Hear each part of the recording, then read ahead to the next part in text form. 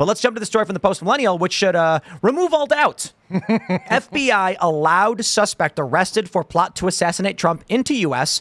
despite being on terror watch list. Report. Okay, there you go.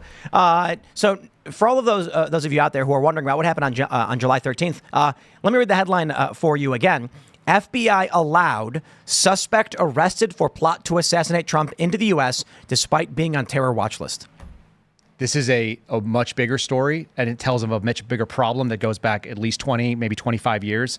If you give me a little bit of leeway, I'll explain why these things lead me to think what went on with Thomas Crooks is a little bit more dangerous than what they're saying. Did they bring him in to arrest him, or how long did they allow him? 3 months is what it sounds like. They allowed him in for months. Here's the thing.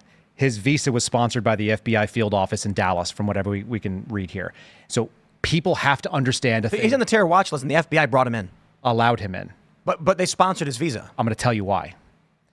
And it's dumber than it makes any sense. I was talking to a guy who's in one of the conservative caucuses, like in a chief of staff position. He's like, how does this work? And I go, when the FBI charts their progress, they are looking for a thing that are called stats. This is something that all law enforcement, this is like quotas, if you will. And so we need to have stats that say, I have X number of cases in this field, and I have X number of arrests in this type of category. We're going after MS-13. We're going after organized crime, blah, blah, blah. We're doing these counterintelligence investigations. They have a thing that's called a disruption, which means the plot basically got foiled. And they have a thing that's called a dismantlement, which means that this network was taken apart. And you get more points for a dismantlement than you do for a disruption. If my memory serves, it may be backwards, but I think it's that. So the thing is these guys are literally going for gold stars on a board. And you think, okay, well, would they sacrifice public safety to do this? If they thought they can get away with it safely, they will. And the second thing is the oldest reason that's ever existed. It's greed.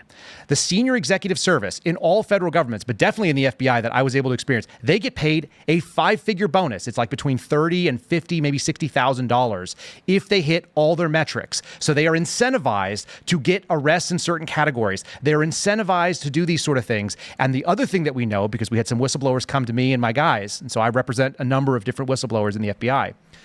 They came out and said, the FBI went so hard on January 6th that they overdid the number of hours that they're allowed to assign to domestic terrorism because they have to spread themselves to international terrorism and domestic terrorism. They massively overdid it for DT, which is the abbreviation. Donald Trump? That's right. Same thing.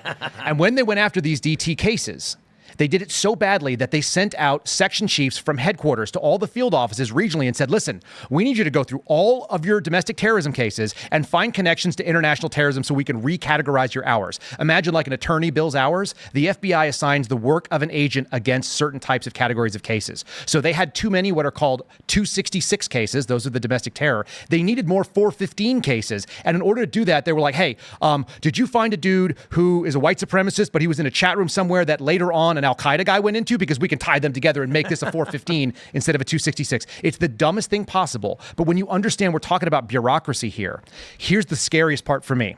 This has been going on for 20 years. There's a guy named Trevor Aronson who I always reference. He works for The Intercept, so that's not a right-wing source, right? And he's not a right-leaning dude. Far left. He's a reasonable liberal. And he basically has called out the fact that the FBI has been doing this at least since 2006. What they do is they go find people that are otherwise inclined to do dumb things. And they usually find them online and they say, hey, you want to do dumb and violent things? We want to help you do that too. And so an undercover or a CHS will go and meet with that person. They will enable their best ideas. They will fund it and they will push them along and to the point where they're ready to go do it. And then it's like, hey, we're going to give you the gun. And the minute they touch the gun, bam, it's flashbangs at your feet. It's SWAT team and you're done and you're in cuffs. And now you're facing 20 to life for material support of terrorism. The craziest piece that I've been able to kind of speculate on a Thomas Crooks. Imagine you're Thomas Crooks. You're a 20-year-old. You're hanging out online. You're a skinny dude. That's where your life is. We don't know enough about his internet persona, right? But there has to be some because of his age and the way that he grew up. That guy, he goes out and meets, let's say, an undercover or a CHS for the FBI. And they start saying, hey, you're really pissed off at Republicans or politicians or whatever. You want to go do something terroristic. I want to help you. I want to help you. How much money you got? I can help you. I can help you get the rifle. I can help you get all the right stuff. I got a guy. I got a friend. Oh, you only have $800. It turns out for you today, $799, my friend, we will hook you up. And that guy decides, you know what? I'm just going to take my dad's rifle. I don't need to wait for this guy. And maybe he listens to some of the people out there talking, saying, the people that are telling you to do violent stuff are probably feds, so you'll get caught. Right. You know it's a death mission to go shoot at a former president. You're not going to walk away from current front runner. Right. You're not going to walk away from that experience. You have to assume that's a one-way sort of kamikaze mission. Yeah. But so real quick, you're saying there's a possibility this Crooks guy, they were doing what the FBI does, where they set somebody up, but then he breaks off halfway and goes rogue. How do you assume that you're going to control this person? Right. Only because you've always controlled people? The story is always the same. Like when you get complacent and you get lazy in the type of work you do. For example, if you go after pedophiles, what you'll find is that basically 90+% of them are going to turn themselves in when confronted because they're not violent people, at least not to grown-ups, and certainly not to grown-ups like men with guns who have beards. But there's a small percentage of them that will get violent. And the majority of them will be violent to themselves. They will commit suicide. And that's just a thing that they do. That's just the stats. But a very, very small percent of them, especially if you learn the lesson that most of them will surrender, the rest of them will commit suicide, maybe 1% of that small little group is going to get violent and decide it's a one-way mission, and they'll shoot at you. The FBI learned that mission, or that sort of lesson, in 2020 when they had 2 agents that were shot and a couple others that were, 2 were killed and a couple were shot, going after a guy that was doing child pornography. So it's a real thing that if you get complacent and you do the same thing over and over again, you think that you have control over your guy. And imagine that one of them squirts out. That's what scares me about this guy from Pakistan who was supposedly in the employment of Iran. The FBI let him in, and then they supposedly had him under 24/7 surveillance for like 3 months. And here's the thing. I did that for a living. I used to fly around the country and watch people. We would do it 8 hours a day, 3 different shifts. And I've seen legit, credible terrorist sources who were buying guns and doing training and doing scary stuff that you're like, oh, this guy should really be watched. And I've seen the exact field office that this was working out of, the New York field office, phone it in. They have literally met at a pizza parlor in a state that I'm not going to say, where they hung out together and didn't follow the terrorist subject, even though that I knew the terrorist subject was running around because we had a poll cam on their house. So I wonder how many instances there are then where someone will commit a murder or a crime and it was the FBI's fault, but they just wash their hands, get rid of the evidence. Are you going to claim it? I mean, here's the thing. Say, don't look at me. It's in a source room, and this is the problem with the transparency issues that we have with the Bureau. And it's the issue that my buddies and I bring up all the time. That's why we're not really comfortable with them doing the investigation of the Trump shooting. It's not that they don't have the competency. It's that they don't feel that they're responsible to you and me and any other taxpayer. They're out there going, listen, this is a federal matter. We don't answer to individual places. Unlike your local, you could vote out a sheriff. Mm-hmm. You can probably vote out your town council and get a different. The director of the FBI. You don't vote out the director of the FBI. You definitely don't get rid of the deputy director, who's the number 2. That's really the power behind the throne. There's a direct line between Chris Wray and Paul Abate. Mm-hmm. And Paul Abate is, he's a woke dude. Like I don't want to speculate things, but I've heard significant reasonable rumors that he got one of his employees pregnant. He was into BLM stuff. He had, women whispering in his ear all the way through. They made apologies for what happened in 2020 when they were like kneeling for BLM. That was in my field office. I knew the agents that did that. And they all got excused because there is that at the top of the FBI. And he said at one point, if you're not interested in going after people for January 6th, you need to find a new job. So one individual said Hanlon's razor. And I'm just like, Hanlon's razor, for those who don't know, is never attribute to malice that which can be explained by incompetence. Right. Sorry, this can't be explained by incompetence. Some of it can. Yeah, the question is where is that line, right? Yeah. Anyway, you were about to say something. I was going to ask if you can talk more about how the quotas are set. Like, is this set by Congress through budget requirements, or is it just, whoever's at the top of the totem pole is like, I think we need to have this many domestic terrorism cases? Do you know what the self-licking ice cream cone is? Is that thing from Texas with that drag showing kids? No, this is what government does. Like there's a tongue and there's an ice cream cone, and they're on the same thing. So the tongue licks the ice cream, and the ice cream, is there to be licked by the tongue. The government sets its own situation up. It's the reason why guys like me, we're not adjudicated to be whistleblowers. And it's because the government investigated the government and found that the government did nothing wrong. Which part of the government? The FBI determines through a big process called IPM, they decide how many cases they expect to see. And they might as well be throwing darts at a board because there's no way to guess. What they should say is, we want to make sure that these number of probabilities are handled, and we're going to flex resources where they need to go. Instead, what they say is, we had 800 domestic terrorism cases last year. We're going to have 950, and we're going to divvy them up to the 56 field offices, and they're all going to have a piece of it. And when they hit their number, they get a gold star in that category. And if they don't do it, they get a green, and then a yellow, and then a red. And if you can get green and gold across the board, your bonus is made, so the head of the field office gets that bonus. Mm-hmm. So everybody down the chain is incentivized to do it, because if you're a field agent like I was, I never cared about this kind of stuff. I think it's dumb. But you see that your boss comes to you and is like, hey, we need to open up these cases. They made us keep cases open that we were like, why am I keeping this open? They're like, you need to do something for your job. And I'm like, shouldn't I do the cases that matter? No, you should do the cases that you have.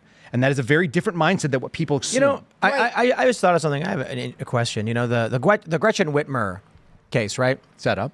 So you had a bunch of derpy guys had no idea what's going on, and then you get these informants, and FBI agents were actually directing what these guys were doing. Am I correct in that? I just want to. It's been a while. Yeah, agents and undercovers. I'm sorry, and sources rather. Right. So what would happen if there's 16 guys?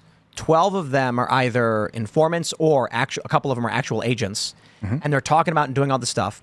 And then one of the guys who's the marks records what they're saying, goes to the press and says, the FBI is planning to kidnap Gretchen Whitmer. I have proof, and gives them the recordings and the names of the guys. It's literally an FBI agent plotting the kidnapping of Gretchen Whitmer. Sure. What would happen if the New York Times came out and said, we've uncovered a plot by of FBI agents to kidnap a politician? That's all about target selection.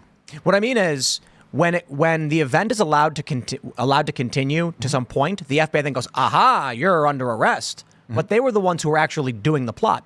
If the plot was interrupted midway through by journalists, real ones, or by some kind of whistleblower who uploads the video footage and says, this guy's an FBI agent and he wants to kidnap Whitmer, how do they get out of that? No, we were trying to set them up. Here's the funniest thing, because you had all these people that were really, really upset about Donald Trump getting immunity for official acts. There's a thing that's referred to as otherwise illegal activity. Okay? Otherwise illegal activity is a sign-off that is delegated from the president down to the attorney general, down to the United States attorney's office in whatever area you're in, and then your assistant United States attorney, which is your prosecutor, your line prosecutor for the federal government, says, yes, you can sell drugs. You can be an undercover, because you can't sell drugs to somebody. But you're saying someone at the highest level of the FBI signed off on an agent. It doesn't have to go. It gets delegated all the way down. But that's where the chain of custody goes through. So what I'm saying is, it's delegated authority. If videos appeared online showing actual FBI agents talking about how they wanted to kidnap Whitmer, how does that resolve in the public? Is the FBI going to come out and say, actually, this is a sting operation, don't worry about it? See, the thing is... Probably. Yes, but then people are going to be like, holy crap, the FBI was caught actually trying to commit crimes. You can read a whole book of these crimes. Well, then we get to see their dirty work, really. You can have journalists there who'd be able to uncover their methods and then judge if it's ethical or not, I guess. You can read their methods right now. The book is called The Terror Factory. It's in its 10th anniversary right now. My buddies told me this was required reading to be on the surveillance team I was on, so that we knew that when they hit the panic button and said, we got a terrorist, like Janine in the Ghostbusters, we got one. You'd get the call and you'd be like, oh, okay, let's see what it really is. And you get there and you're like, another one of these. They would act like it was the biggest case ever. And in reality, it's always the same. Some poor sap who's down on his luck. He's either mentally or physically or emotionally handicapped, has no other friends. The only friend he has is either a confidential human source or an FBI undercover, and they don't want to let their friend down. That's the only friend they got. And their friend's talking them to do with terrorism, gets them sworn into ISIS. I mean, we had undercovers that would go in and swear in to Al-Qaeda, swear allegiance to ISIS, and they'd be like, I'm 100% in, let's go do this. And the second the guy does the thing, like put money down on the table to buy fill-in-the-blank gun or explosives or take your pick, it's bam, they're captured, and then they go, and then they face those charges. Here's a really wild one, because we actually worked on this in Tampa. And this will hurt people's feelings, because this is actually there's no winner in this. There was a guy who was legitimately psychotic, and the agents who were running the case said that he was psychotic to me as I was doing that work. They were like, yep, he hasn't slept in months. He wakes himself up every 45 minutes. He prays the Quran until he cries, and he is nuts. He gets in his car. He drives 110 miles an hour. He drives by the Pulse nightclub, which was like an hour and 30 minutes away, because he's really excited about Omar Mateen. He's totally crazy. They also said, you're probably not going to be able to take him alive. And that was the first time I've ever heard anyone say that. They're like, you're probably going to have to kill this guy. And I'm like, look, we're capable of doing that. But I've never heard someone say that. By the way, he went in like a baby, like all of them do, when you throw a flashbang at their feet. He was arrested without incident. The crazy thing is, his sister actually turned him to the FBI and said, there's something wrong with my brother. He's doing something really dangerous. This is in Florida, in Tampa, so they have the Baker Act there. But everybody has these kind of like potential for putting people into a 72-hour cycle. Yeah. So they brought it to the FBI. They made her what they call a cooperating witness, okay? And two members of the family basically were trying to help this guy get out of this trouble. Instead, the FBI set him up, bought an eBay account for $25,000, tried to sell him guns through eBay. They took over that account from the seller and then started like trying to send him guns. This is after the sister has come to them and said like, correct, he has serious issues. Correct. And then they ended up getting the guy into custody by getting him to buy like a suppressed Glock and a baby AK or whatever he was calling it. It's like a Draco or something. And at the end of the day, he does all this stuff. He gets arrested, no problem. His sister felt so betrayed that less than a week after her brother was arrested, she went to the police station wearing her full Islamic garb. It was like a full, head to toe, with a 10-inch butcher knife underneath her vestments. And when a cop came out, because she was sobbing, and said, "Ma'am, is there something wrong? Can I help you?" She took a stab at the guy, cut him in the arm, and he drew down and he killed her on camera. And you guys can go find the footage. That wasn't the right thing to do. Well, that's what had to happen because she drew a knife. He didn't know anything about her. I'm saying the woman. Well, she made a terrible betrayed decision. Right. You don't do that. But imagine that you went to the federal government and you're like, "Look, I'm going to try to help." And you're like, my brother's got these problems. By the way, the kid has a really sad story too. He was 15 years old and he was put into a terrorist internment camp in Saudi Arabia and tortured for like 3 or 4 years before he was released back in the United States. So he's broken and he needed mental help. There's no doubt about it. But the fact is the sister who turned to cooperate with the federal government tried to stab a cop. She got killed. So everybody loses. Thanks for checking out this clip from Timcast IRL. Make sure to watch the show live Monday through Friday at 8 p.m. Subscribe to this channel, and we will see you all there.